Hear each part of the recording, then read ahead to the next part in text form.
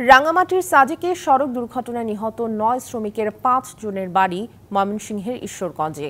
অনাকাঙ্ক্ষিত দুর্ঘটনায় একমাত্র উপার্জনক্ষম ব্যক্তিকে হারিয়ে শোকের ছায়া নেমে এসেছে পরিবারগুলোতে। এদিকে নিহতদের প্রতি পরিবারকে ৫ লাখ আর আহতদের ২ লাখ টাকা করে সহায়তার আশ্বাস দিয়েছে বাঘাইছড়ি উপজেলা প্রশাসন। পাইলিং ঠিকাদার বাবলু, তার মাধ্যমে সাজেকে শ্রমিকের কাজ করতে যাচ্ছিলেন ময়মনসিংহের ঈশ্বরগঞ্জের কয়েকজন। টানাপোড়েনের সংসারে যোগান দিতে গেল মঙ্গলবার বাড়ি ছাড়েন তারা। বুধবার সন্ধ্যায় সাজেকে ভয়াবহ এক সড়ক দুর্ঘটনায় নিহত হন তাদেরই ৫ জন। একমাত্র উপার্জনক্ষম ব্যক্তিকে হারিয়ে অর্থনৈতিক অনিশ্চয়তায় দিশেহারা পরিবারগুলো। আমার ফুটবল নাই, আমার ফুটবল নাই।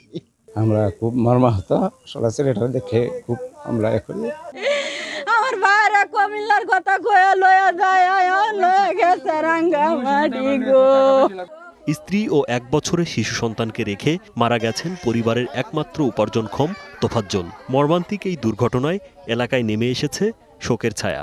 ফাইলিংয়ের কামও নিছে, নেহারি হেন গাড়ি উল্লিয়া মারা গেছে। এই সারে আমার সংসার চালাইতে, আমি তো কাজ কাম করতেই না। ওহন যে বউ আছে, বাচ্চা আছে, আমরা দুইজন বুড়া বুড়ি ওসল। ওহন যে কেমনে চলবাম, কি করবাম, বন্দোবস্ত করে।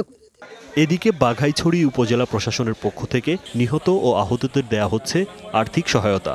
৯ জন নিহত হয়েছে, তাদের প্রত্যেকেই বিআরটির তরফ থেকে ৫ লাখ টাকা করে অনুদান দেওয়া হচ্ছে এবং যারা আহত হয়েছে তাদের প্রত্যেকেই আমরা ২ লাখ টাকা করে অনুদান দেওয়া হচ্ছে। মর্মান্তিক ওই দুর্ঘটনায় নিহত ৯ জনের ময়নাতদন্ত হচ্ছে খাগড়াছড়ি জেলা সদর হাসপাতালে। রাজীব বিশ্বাস, ডিবিসি নিউজ ডেস্ক।